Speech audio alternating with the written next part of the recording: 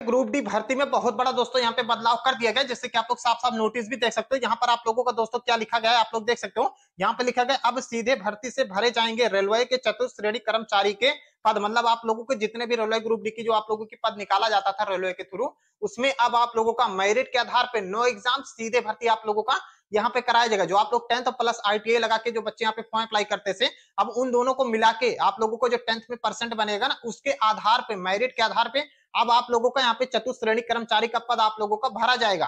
लेकिन इसका मतलब क्या होता है, क्या जो इस बार आप लोगों की 32,000 प्लस पदों पर जो भर्ती निकाली गई है, क्या इसमें भी नो एग्जाम सीधे भर्ती कराया जाएगा? क्योंकि इससे पहले हमने वीडियो बना के आप लोगों को बताया था।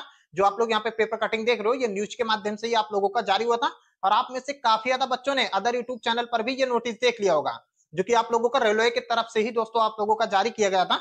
और इसमें कई कारण निकल के आ रहे हैं कि रेलवे बोर्ड यहाँ पे क्यों कह रहा है कि हम यहाँ पर आप रेलवे ग्रुप डी के पद जो आप लोगों का भरा जाएगा, अब जितने भी भर्ती निकाला जाएगा ना, उसमें आपका नो एग्जाम सीधे भर्ती मेरिट के आधार पे आप लोगों का यहाँ पे सिलेक्शन किया जाएगा और एग्जाम इस बार आप लोगों का समाप्त कर दिया जाएगा। लेकिन यहाँ पे जो 32,000 प्लस पदों पर जो आप लोगों ने फॉर्म भरा है रेलवे ग्रुप डी का, जो ऑलरेडी आया था और जिसका अभी कोर्ट केस भी चल रहा है एग्जाम से लेकर, उसका तो एग्जाम कराया जाएगा। लेकिन आपकी जब नई भर्ती 2026 में निकाली जाएगी रेलवे ग्रुप डी का ना, उसमें नो एग्जाम सीधे भर्ती। लेकिन इसका रीजन क्या है, क्योंकि बच्चे सबसे ज्यादा उस वीडियो जिससे पहले हमने वीडियो बनाया था उस पर बच्चे सबसे ज्यादा कमेंट करते सर ये बता दीजिए इसका रीजन क्या है, जो यहाँ पे रेलवे परिवर्तन कर रहा है इसका मतलब क्या होता है, क्यों परिवर्तन कर रहा है। ये जाके आप लोग ये पेपर कटिंग टेलीग्राम पे पढ़ोगे ना, तो आपको पूरा डाउट क्लियर हो जाएगा। और इसमें क्या बताया गया पहले आप लोग समझ लीजिए। इसमें दिया गया रेलवे बोर्ड लेवल 1 की चतुश्रेणी कर्मचारी के ग्रुप डी के पदों पर भर्ती प्रक्रिया में बदलाव किया जाना, तो आप लोगों को यहाँ पे किया जाएगा, जो कि साफ साफ लिखा गया। चयनित उम्मीदवार शामिल न होने पे त्याग पद देने या कर्मचारी के होने पर बीच में इस आप लोगों का यहाँ पे जो आप लोगों का इसका मतलब हम आपको दोस्तों समझाते चलेंगे, क्योंकि हम आपको पूरा पढ़ के बताएंगे ना दोस्तों, तो आप लोगों को समझ में नहीं आएगा उतना। कुछ बच्चे कमेंट करते पिछली बार सर हमें पढ़ के मत बताइए, हमें सिर्फ आप लोगों ने प्रूफ दिखा दिया, हमें सही है, हम प्रूफ मान रहे हैं हाँ रेलवे बोर्ड ने जारी किया होगा, लेकिन आप लोग हमें यहाँ पे सर हमें सही से समझा दीजिए इसका मतलब क्या होता है। तो आप लोगों को हम बोर्ड पे समझा रहे हैं, इसको जो बच्चों को पढ़ना हो आप लोग टेलीग्राम पे जाके पढ़ लीजिएगा, हम आपको बोर्ड पे समझाएंगे ना, तो पूरा डाउट आपका यहाँ पे क्लियर हो जाएगा कि रेलवे बोर्ड इस बार रेलवे ग्रुप डी के पद पे जो भर्ती कराएगा तो इसमें एग्जाम नहीं, नो एग्जाम सीधे भर्ती मेरिट के आधार पे क्यों कराना चाहता है। अब यहाँ पे रीजन समझ लीजिए। देखो रीजन आप लोगों को दोस्तों बता दें, जैसे कि आप लोगों ने रेलवे ग्रुप डी में फॉर्म भर दिया, जैसे कि एग्जांपल के तौर पे समझ लीजिए, अभी आपको पूरा डाउट क्लियर हो जाएगा इसका मतलब क्या होता है जो रेलवे बोर्ड यहाँ पे परिवर्तन कर रहा है। देखो रेलवे ग्रुप डी में आप लोगों ने यहाँ पे फॉर्म भर दिया और यहाँ पे इसके साथ में मान लीजिए SSC GD की भी आपकी भर्ती आई थी, एग्जाम्पल के लिए मान के चलिएगा रेलवे ग्रुप डी की भी आपके यहाँ पे भर्ती आई थी, इसमें भी आप लोगों ने 10th पास से फॉर्म भर दिया। और SSC GD की भी भर्ती आई थी, इसमें भी आप लोगों ने 10th पास पे भर्ती भर दिया। ये आपको क्लियर हो गया, भर्ती में आप लोगों ने फॉर्म भर दिया, रेलवे ग्रुप डी में भी फॉर्म भर दिया और आपने SSC GD में भी फॉर्म भर दिया। ये आपको क्लियर हो गया। अब आप लोग वेट कर रहे हो कि हमारा एग्जाम कब कराया जाएगा, रेलवे ग्रुप डी का एग्जाम कब होगा, SSC GD का हमारा एग्जाम कब होगा। तो देखो दोस्तों, अब आप लोगों का यहाँ पे एग्जाम से रिकॉर्डिंग दोनों भर्ती का यहाँ पे नोटिस जारी हो गया और आप लोगों का इस दिन से आप लोगों का यहाँ पे हम एग्जाम कराएंगे। भर्ती बोर्ड ने यहाँ पे बता दिया इस तारीख से आप लोगों का एग्जाम होगा। रेलवे ग्रुप डी का मान लीजिए 1 तारीख से होगा और आप लोगों का SSC GD का मान लीजिए 2 तारीख से आपका एग्जाम कराया जाएगा। एग्जाम्पल के लिए मैं आपको यहाँ पे बता रहा हूँ, ये आपको क्लियर हो गया। और आप दोनों भर्ती का एग्जाम दे आए और दोनों भर्ती का आपका अच्छा खासा पेपर गया कि हाँ हमारा सिलेक्शन हो जाएगा, किसी न किसी भर्ती में हमारे दोनों में से एक में हमारा सिलेक्शन हो जाएगा। लेकिन रिजल्ट आने के बाद पता चला आपको कि मेरा SSC GD में भी सिलेक्शन हो गया, मैं पास हो गया और आपका यहाँ पे RRB ग्रुप डी में भी हम पास हो चुके हैं। और सबसे पहले अब आप लोग वेट करोगे कि कौन सी भर्ती यहाँ पे सबसे पहले हमारा जो ट्रेनिंग भेजा जाएगा, ज्वाइनिंग कराएगा, सबसे पहले कौन सी भर्ती का यहाँ पे ज्वाइनिंग कराया जाएगा। जो भर्ती का कराया जाएगा मैं तुरंत जाके उससे ज्वाइन कर लूंगा। तो आप लोगों का सबसे पहले यहाँ पे railway group D joining letter भेज देता है आपके पास और आप जाके रेलवे ग्रुप डी भर्ती ज्वाइन कर लेते हो। ये आपको क्लियर हो गया, रेलवे ग्रुप डी भर्ती जाके ज्वाइन कर लेते हो। उसके बाद में आपको बता दें, उसके बाद में आपका SSC GD का मान लीजिए 1 महीने बाद आप लोगों का SSC GD का ज्वाइनिंग लेटर जारी होता है आप ही के नाम से, क्योंकि आप दोनों भर्ती पास किए थे, ग्रुप डी का भी पास किए थे, SSC GD का भी आप लोगों ने यहाँ पे क्लियर किया था एग्जाम, दोनों में आप लोगों का सिलेक्शन फाइनल हो गया था। लेकिन उससे पहले रेलवे ग्रुप डी ने यहाँ पे ज्वाइनिंग लेटर भेज दिया, आप लोग जाके इससे ज्वाइन कर लिए ना।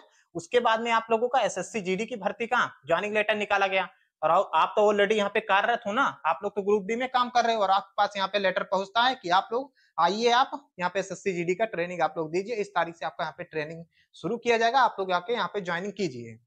लेकिन आप तो यहाँ पे रेलवे ग्रुप डी की जॉब कर रहे हो, तो आप लोग क्या सोचोगे, चलो इससे बढ़िया तो हमारा SSC GD की जॉब है, रेलवे ग्रुप डी से बेस्ट जॉब है SSC GD की, सैलरी भी अच्छा खासा मिलेगा, प्रोफेशन भी अच्छा खासा रहेगा। तो आप लोग क्या करते हो, आप लोग यहाँ पे रेलवे ग्रुप डी की भर्ती को आप रिजाइन दे देते हो, त्याग पत्र दे देते हो कि हम यहाँ पे भर्ती छोड़ के हम जा रहे हैं एसएससी जीडी ज्वाइन करेंगे।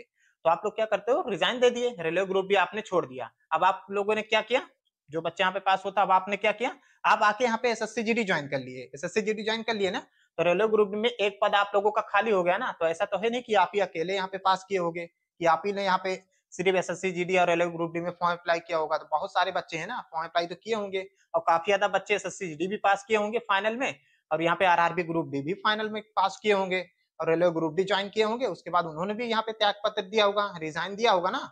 वही यहाँ पे भर्ती बोर्ड कह रहा है कि हर साल यहाँ पे बच्चे किसी न किसी रीजन से यहाँ पे बच्चे रेलवे ग्रुप डी की भर्ती छोड़ के अन्य कोई दूसरी भर्ती यहाँ पे जाके ज्वाइन कर लेते हैं। इसके कारण यहाँ पे रेलवे ग्रुप डी की पद काफी ज्यादा खाली हो जाता है, और वहां पे काम करने में वर्कर की बहुत ज्यादा दिक्कत हो जाती है। जो रेलवे ग्रुप डी का काम रहता है, इसमें वर्कर की बहुत कमी देखने को हमें मिलता है।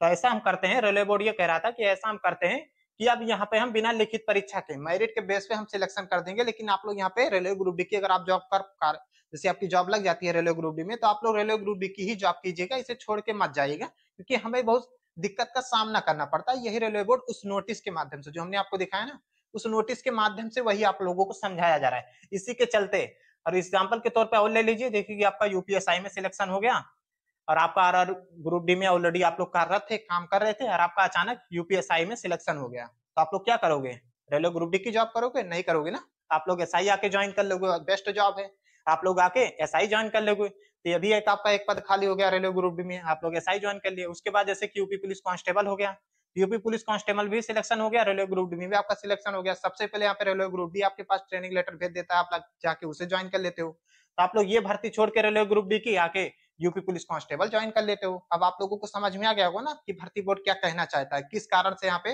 रेलवे ग्रुप डी के पद खाली चले जाते हैं। इसीलिए यहाँ पे भर्ती बोर्ड कह रहा है कि इस बार नो एग्जाम सीधे भर्ती कराया जाएगा, लेकिन फिलहाल जो 32,000 प्लस पदों पर आपकी भर्ती निकाला गया है, इसका एग्जाम हम कराएंगे, लेकिन नेक्स्ट वाली जो भर्ती निकाली जाएगी उसका नो एग्जाम सीधे भर्ती मेरिट के आधार पे हम सिलेक्शन कराएंगे। आई होप ये डाटा आपको समझ में आ गया होगा। जो बच्चे पिछली बार कमेंट कहते सर हमारे समझ में सही से नहीं आया, अब आप लोगों को ऑलरेडी समझ में आ गया होगा। हमने आपको बड़े आराम से स्टेप बाय स्टेप हमने आपको समझा दिया। ये आपको क्लियर होगा दोस्तों। देखो क्या होता है जब ऑफिशियल नोटिस जारी होगा भर्ती को कंप्लीट होने के बाद में, तो आपको हम क्लियर यहाँ पे बता पाएंगे। जो पेपर में बताया जाता है उसी के थ्रू हमने आपको बता दिया। कोई भी डाउट हो कमेंट के माध्यम से पूछ सकते हो, हम आपको रिप्लाई दे देंगे। चैनल से नए जुड़े होगे सब्सक्राइब जरूर कीजिए।